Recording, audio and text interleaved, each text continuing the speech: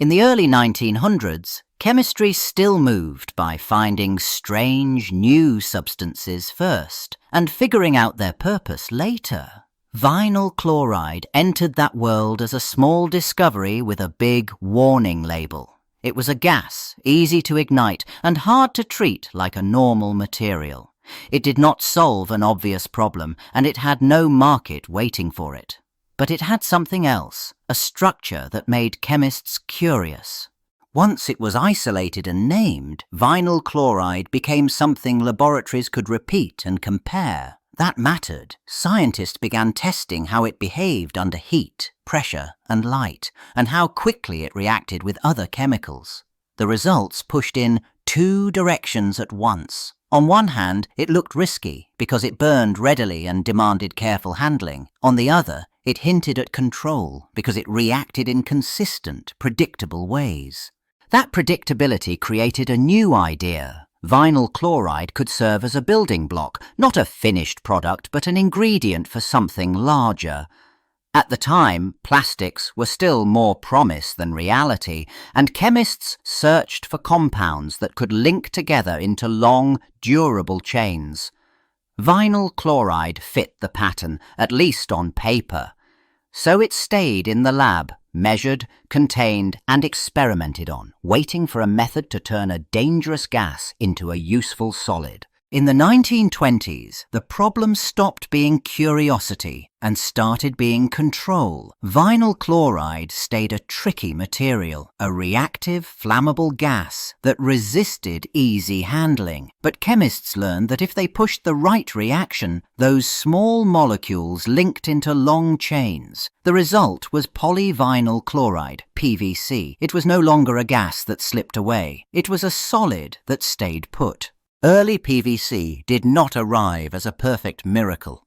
It came out stiff, brittle, and hard to process, which limited what anyone could do with it. Researchers kept working anyway, because the basic transformation mattered more than the early flaws. They refined catalysts, temperature control, and pressure, and they learned how to repeat the reaction on demand. Reliability changed everything. A chemical trick became an industrial recipe. By the 1930s, PVC became technically feasible at scale, and that meant vinyl chloride gained a new purpose. A dangerous gas now sat at the start of a manufacturing chain that ended in a stable, moldable material. This shift opened the door to factories, equipment, and investment because companies trusted they could make the same product batch after batch. The breakthrough was not just PVC itself, it was the promise of mass production. After World War II, plastics stopped being a niche idea and became a production target. PVC fit the moment. It ended up in pipes that carried water, coatings that insulated wire, and everyday consumer goods that manufacturers wanted cheap and uniform. To make all that PVC, industry had to make far more vinyl chloride than ever before. Output grew fast, and the chemical moved from small batches to non-stop industrial flow. Scaling up meant new plants, bigger reactors, and tighter schedules.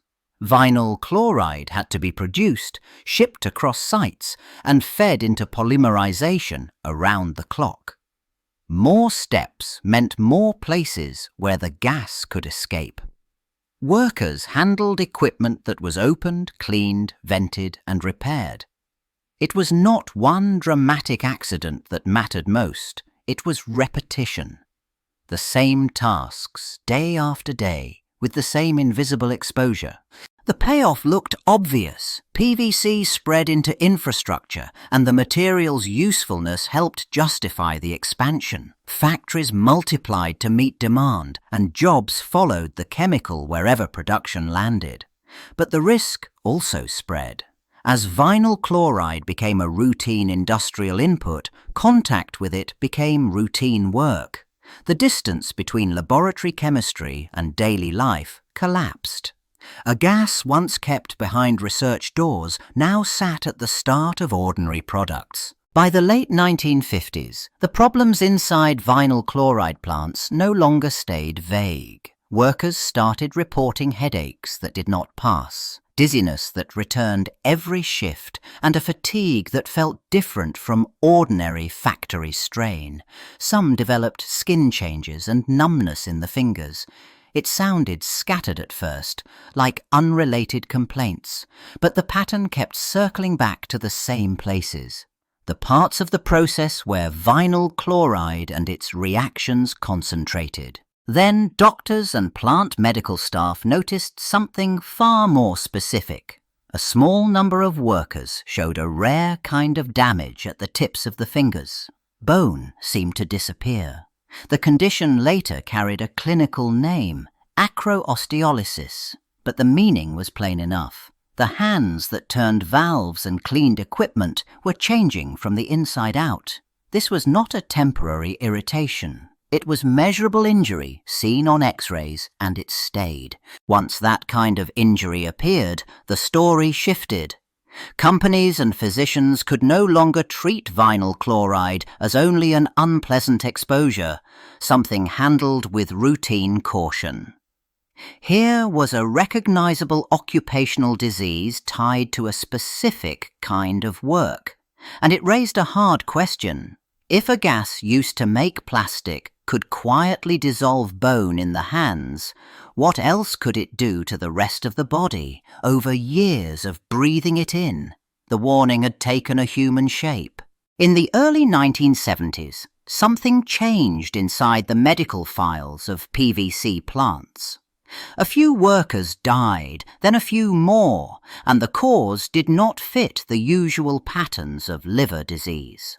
Doctors saw the same diagnosis appearing again and again: angiosarcoma of the liver, a cancer so rare that most physicians never encountered a single case. When it showed up in clusters, it stopped looking like coincidence. The connection pointed back to one place: vinyl chloride. These men had not shared a virus or a family history. They shared exposure day after day in the parts of production where the gas was most present. Once clinicians and researchers compared cases across plants, the signal sharpened. This was not a vague complaint or an unusual ache. It was a lethal tumor, and it carried the fingerprint of the job. That discovery rewrote what vinyl chloride meant. Until then, it had been treated like a difficult industrial material, something to manage, something that irritated, something that damaged a few bodies in strange ways. Now it stood accused of causing cancer, and angiosarcoma did not leave room for doubt or delay. A workplace hazard turned into a public health alarm because if it could cause a rare cancer in workers, exposure outside the plant mattered too. By the mid-1970s, the cancer evidence forced a different kind of response. Regulators stepped in and treated vinyl chloride as a chemical that needed hard limits, not polite warnings. Exposure rules appeared, written in numbers that could be measured and enforced. Companies now faced inspections, paperwork, and the threat of penalties. The message stayed simple and sharp. Vinyl chloride counted as a carcinogen, and work around it had to change. Inside plants, the fixes moved from optional upgrades to standard practice. Producers tightened controls and tried to keep the gas inside pipes and vessels instead of in the air of the workplace. More operations shifted into closed systems. Leaks that once blended into the background became events that had to be found and corrected. Air sampling and routine monitoring expanded because exposure had to be proven low, not merely assumed. And yet, production did not slow to a halt. PVC demand stayed enormous, and the industry kept feeding it. So the new rules did not end vinyl chloride manufacturing. They reshaped how it had to be done. The risk became something managed through standards, limits, controls, measurements, and documented compliance. It marked a turning point. The danger had been officially named, and from then on, it carried legal weight. By the 1980s, the focus no longer stayed inside factory fences. Controls reduced some of the worst workplace exposures, but people living near plants began asking a different question. What left the site and entered their lives? Vinyl chloride did not have to be spilled in a dramatic way to matter. Small routine air emissions added up. So did venting, maintenance releases, and leaks that seemed minor on paper. Communities started connecting patterns that felt personal but looked invisible in official reports. Some relied on private wells, and worries grew that chemicals moved from industrial areas into groundwater. Others lived downwind and wondered what they breathed at night, year after year. The fear changed shape. It was no longer a single worker at a single job. It was chronic, low-level exposure spread across neighborhoods. That shift forced a harder conversation about who carried the risk. Plants often sat near places with less political power and fewer resources to fight back, and the burden did not land evenly. The issue became environmental justice as much as industrial safety. Regulators measured emissions, companies promised compliance, and residents demanded answers that numbers alone did not settle. Vinyl chloride had become a community problem, not just a workplace hazard. In the 2000s, vinyl chloride stopped feeling like a slow, invisible threat and started showing up as sudden emergencies. Accidents did not stay inside factory fences. Tank cars derailed, storage tanks failed, valves and fittings gave way at the worst possible moment. And because vinyl chloride travelled in bulk, by rail, by truck, by pipeline, a problem could start far from any plant. It only took one release for a routine day to turn into a town-wide alarm. When vinyl chloride escaped all at once, the danger moved fast. The gas spread with the wind, and responders had to assume the worst before measurements even arrived. Evacuations happened first, explanations came later. People learned new terms in real time: plume, hot zone, shelter in place, because those instructions decided who stayed and who left. Even when no one got sick right away, the uncertainty hit hard. A single spill redefined what nearby meant. These incidents did something that years of technical reports rarely achieved. They made vinyl chloride memorable. News alerts, road closures, and evacuated neighborhoods turned an industrial chemical into a public event with clear victims and clear stakes. The fear was no longer only about long-term exposure or distant statistics. It was about minutes, not decades. And each high-profile release reinforced the same lesson. Containment failures did not just harm workers. They threatened entire communities in a single, sudden rush. In the 2010s, the argument around vinyl chloride no longer stayed inside plants and permit files. It entered courtrooms and headlines. Lawsuits accused companies of harming workers and neighbors and demanded damages for cancers and other illnesses linked to long-term exposure. At the same time, regulators pursued enforcement actions when monitoring looked weak or when emissions did not match what had been reported. Paper compliance stopped sounding like proof of safety. Investigative reporters then started pulling at the same thread. They compared company numbers to independent sampling, checked accidents against public records, and asked why some releases never appeared in community-facing reports. The gaps mattered because vinyl chloride exposures did not always look like a single dramatic spill. They often looked like small losses, over and over. Each one sounded manageable. Together, they reshaped the real dose that people lived beside.